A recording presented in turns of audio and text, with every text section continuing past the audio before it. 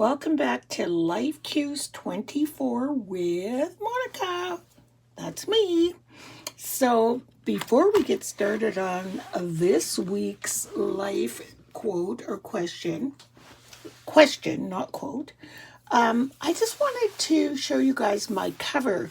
I had that, I didn't do the back yet. You can see that's what's on the back, and I will. But I wanted to cover the front because it inspires me to get busy working. But what's so funny is I love to collage.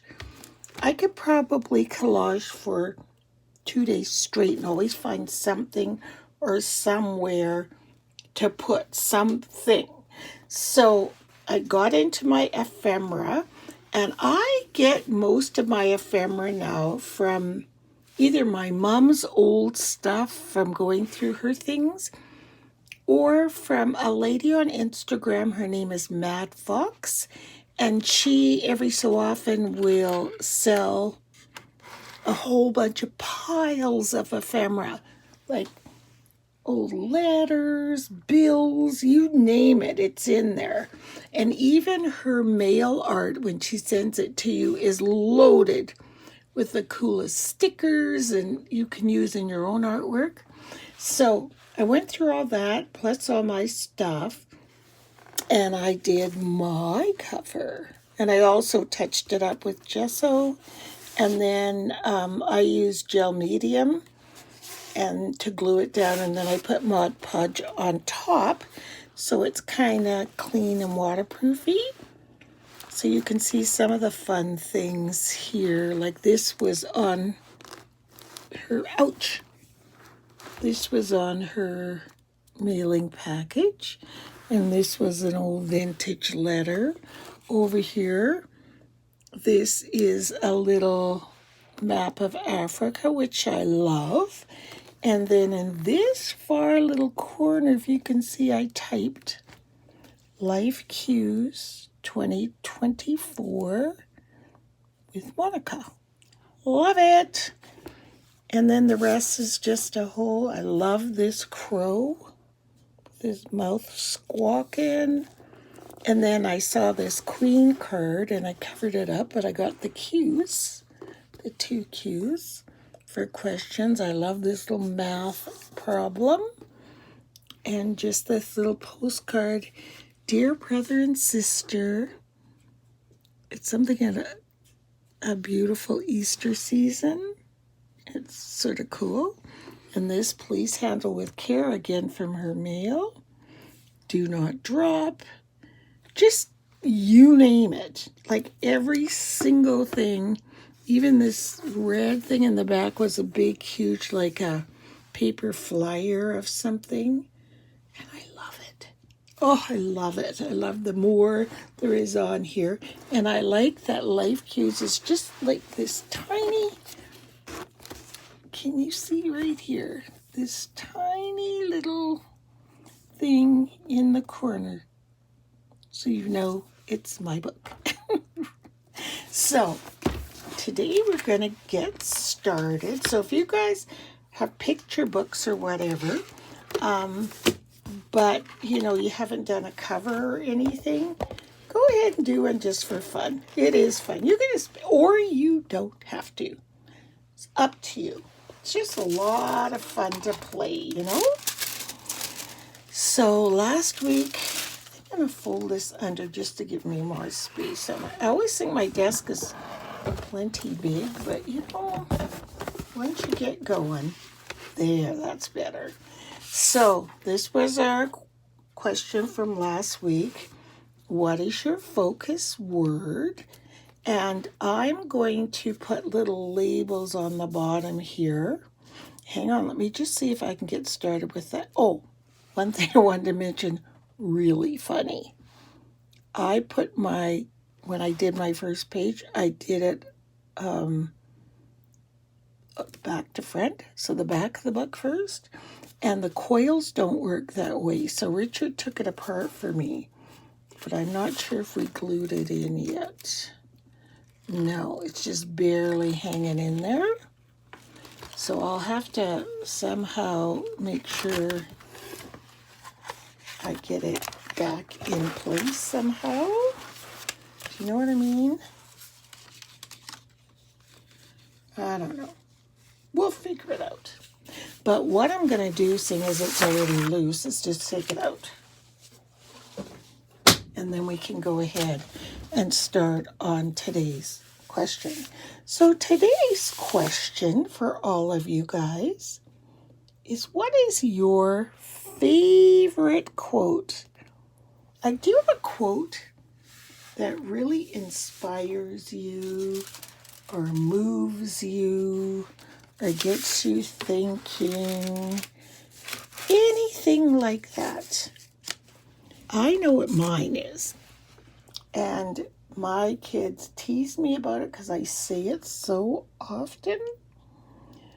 But my quote is Latin, and it's Dum Spiro Spero. And it goes on, it goes Dum Spiro Spero, Dum Spero something, and Dum something something. You know, it's a 3-part quote. I found my palette, so I've got it over here. I'm using acrylics. So mine is Dum Spiro Spero. So I'm just going to start with this blue. I hope I can, this blue doesn't seem to be dark enough to color up these rings from that came through with the permanent marker. But I'm going to have to see if I can find a little bit darker paint. So anyway, I love that quote, but I have to tell you guys the funniest story about my quote. So I'm 72, so around my 70th birthday, I was in Vancouver visiting Jesse and his wife, Julia. And so I said, you know, you guys, I have always wanted a tattoo. And if I don't get it by the time I'm 70, when am I going to get this tattoo, right? So Julia says, that's it. I make an appointment. She had always wanted to get this particular, she's got a tattoo. She wanted this other one. So she goes, Monica, I booked your appointment. I'm like, oh my God, oh my God, oh my God. Like I wanted to do it. And I didn't feel like peer pressure or anything to do it. But once she made the appointment and we paid for it, I was nervous. So she comes to me and she goes, okay, Monica, the tattoo artist would like us to email what exactly it is we want, either a picture of the words or whatever. So he has it and he's got it all prepped and ready for when we come in. So I'm like, okay, so you have to understand, I've been saying this quote probably the last 20 years, okay? Dum Spiro Spero. I know how to spell it, D-U-M, Spiro, S-P-I-R-O, Spero, S-P-E-R-O. So good, I did that, sent it in. I'm sitting there, Julia went first, she got hers, and it's beautiful. So that gave me more courage, so then it's my turn. So I go down the stairs to get, can you guys see how wonderfully that covered those black circles? I love it. So I go downstairs to get mine, and so he shows me again what I had sent him, and he had rewritten it, and I'm like, perfect. So I wanted it, I'll put a better picture, but you can probably see it's right, how can I show you without twisting my arm off? You can see it's there. It's right here on my arm. I will show you a picture, a better picture.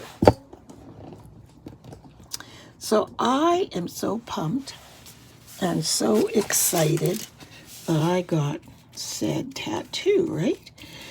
So I get home, I post it on Instagram, got my first tattoo at 70 years old, you know? So excited. People are like, good for you. Yay, good for you. And my sister Mickey, love her dearly. But she's a bit of an editor. Not a bit, she is. And she doesn't miss a fart that lights. So my mother used to say. Well, she comments on Instagram. Looks really great, but you spelt it wrong. I go, no. It's spelled right. And she goes, Monica, it's spelled wrong. I go, no, it isn't. So she says to me, say it. Say it over. Say it to yourself. I'm like, she goes, look at your arm and say it. Dum Spiro Spero. I go, and she goes, Monica, you spelt it wrong. So then she finally goes, okay, read it to me, but spell it out as you read it. So I'm reading it to her, and I go, Dum, D-U-M. She goes, yep. Then I go, Spiro, S-P-R-I-O. And she goes, read that again. So I'm like, S-P-R-I-O, looking at my arm. And she goes, no, that reads S-P-R-I-O, like Sprio. And sure enough, if she wasn't right, I'm like, how's that possible? I gave it to the tattoo artist that way. I say it and write it all the time. So how could it be wrong? She goes, well, it's wrong. And when I got off the phone and told Julia and Jesse, I don't think we have ever laughed so hard in our lives, because you wait till you're 70 years old and you spell the tattoo wrong. I mean, how hilarious is that? So yeah, I spelled it wrong. Then I was going to get it fixed, and I thought Richard could redesign a little way to fix it. And then I thought, no, I think leaving it misspelled, every time I look at it and notice that, I get a little giggle, because it's kind of like, we are all so wonderful in our imperfections, and, we're trying to be all this and that, but really we just all can make mistakes, and it gives me a chuckle. So I'm not correcting it. I'm leaving it as Dum Spiro Spero. Now, anybody on first look at the tattoo would never, ever notice that it is misspelled, but I know it is, and it makes me smile, and it's pretty funny, and we got a good giggle out of it. It was pretty. I mean, come on, your first tattoo, and what do? Get it? That is so me. That's so something that I would do. First tattoo, and you get it spelled wrong. So yeah, there's a little chuckle for you guys, a little story. What I'm trying to do here is make like a bit of a night sky, sunsetty sky. Now I wanted the sun to set over here, but because of these rings, it has to set over here. But does it matter? This is my world. This is my page. So it can sit wherever I want it to. A little bit carried away with the painting, but as you can see, just like I said, I've got my sunset over here, and then the dark covering up the other thing over here.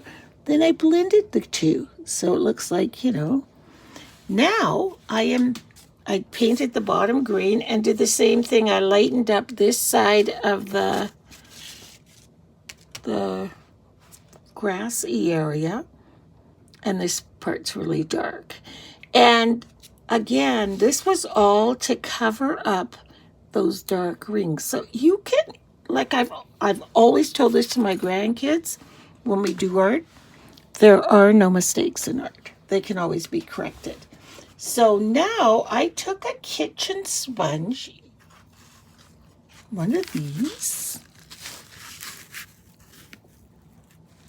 and I cut a hole, and I use this tape thing as my pattern.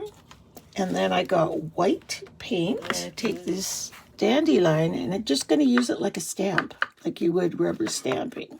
I just don't want too much on it, because then you lose the texture of our dandelion.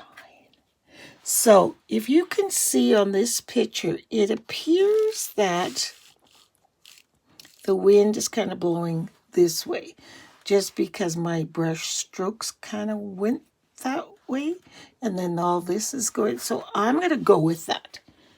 That wasn't planned, but I'm just going to go with it. So I'm going to put another dandelion here. I really squished that guy down. Ooh, that one's kind of... See, I don't want them to be that... That one's okay, but I wanted it to be more... What do you call it? Transparent, so that you can see through it.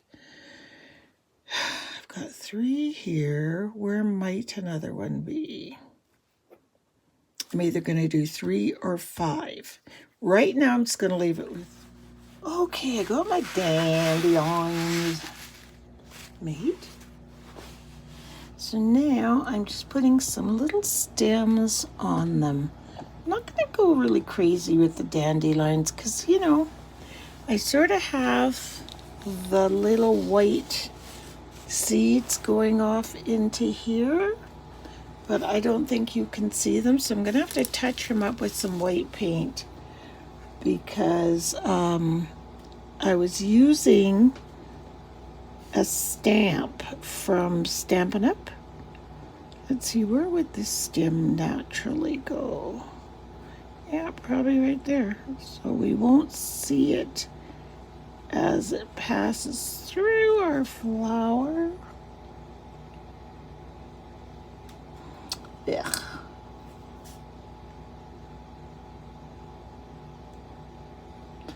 I was getting Richard's advice for certain things, and I'm like, Richard, would you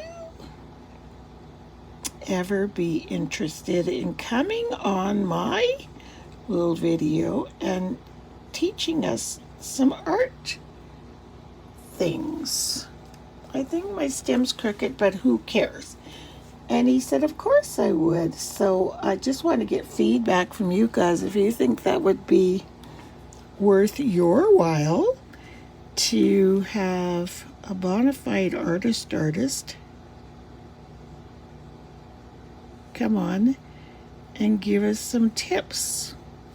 So if there's anything that you specifically want to know how to paint, you've always were curious, how do I do that, or how do I blend that, just leave it in the comments. And if not, I'm sure he would just do whatever I ask, but be nice to hear from you guys.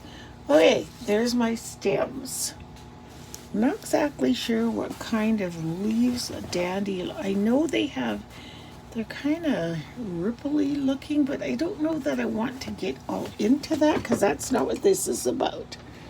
But I am going to go over here and correct my seeds and make them just a little bit more seed looking. But I got the leaves and the stems done on these dandelions, and the easiest way was to take a pencil and draw leaves on the side, and then if you didn't like it, you could always erase it.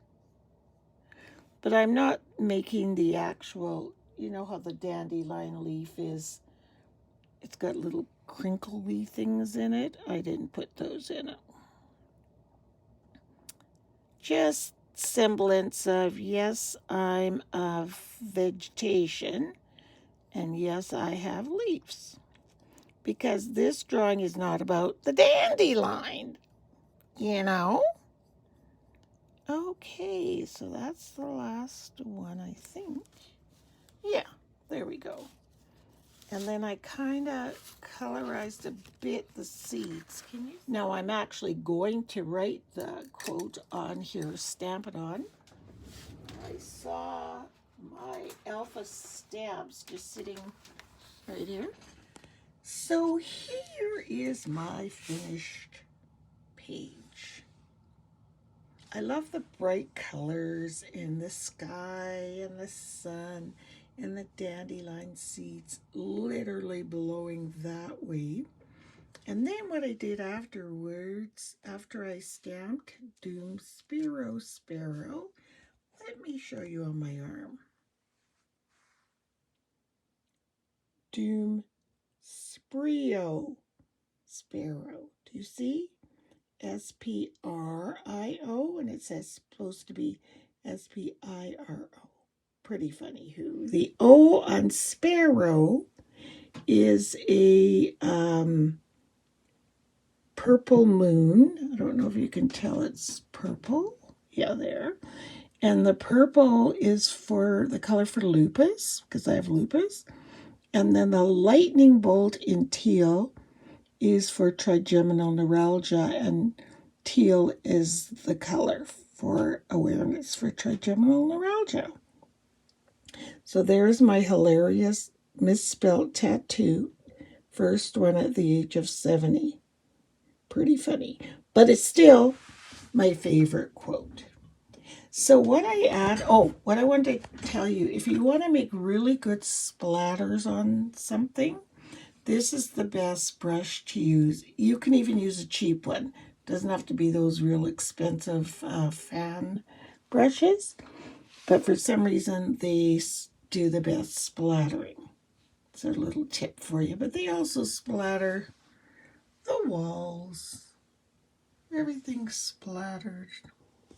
But, you know, such is life in an art room. So, the one thing I wanted to mention here is, remember I said I wanted to label each page so I know what the question was or the prompt was. So I'm blessed to have a typewriter. It's right here. It is We Are Mystery Memory Keepers typewriter. I leave it covered up all the times I don't want dust to get in it, but I love it. And I don't use it enough, so I decided I'm going to type on each page the prompt for the page. So this one was favorite quote. On this one, it was my focus word. It's a little crooked. Focus word for 24. So that way I figured I'm not going to have any problems when it goes to when I go back to look on this. I feel like this page for me needs more, but it doesn't. Like when I look at this one, and the busyness, you can tell that I'm a person that loves collage, because there's this. I just love the busyness of it, but this one is so not that. But it's still lovely. So that is my favorite quote, Dum Spiro Spero. So I've loosely placed it back in my book, but what I think I'm going to do once this page is done, I'm going to glue these little tabs right down to this. So these two pages will turn kind of together-ish. Yeah, and then that way I won't have to worry that I'm going to lose this page. And silly me, I mean, come on. Doing the book upside down, Monica. And then here is my cover. Oh, Life Cues with Monica. Love it. So remember, please get your pages done. So I have a group set up already on Instagram, and it's just Life Cues 2024. All lowercase, all together, or hashtag Life Cues 2024. If you want to upload your picture to your own page, just put that hashtag on it so we can share each other's artwork. Okay, that's what I really want. So thank you so much for watching, and I hope you guys are starting to get into life cues. It's really fun, and it feels so good. And again, if you would like Richard to give us some little art tips, I know I could use them all the time. Just let me know in the comments, and he might do us a little guest visit and show us how to do some stuff. Anyway, I'm going to stop rambling, and we'll see you next week. Bye for now, and thanks for watching.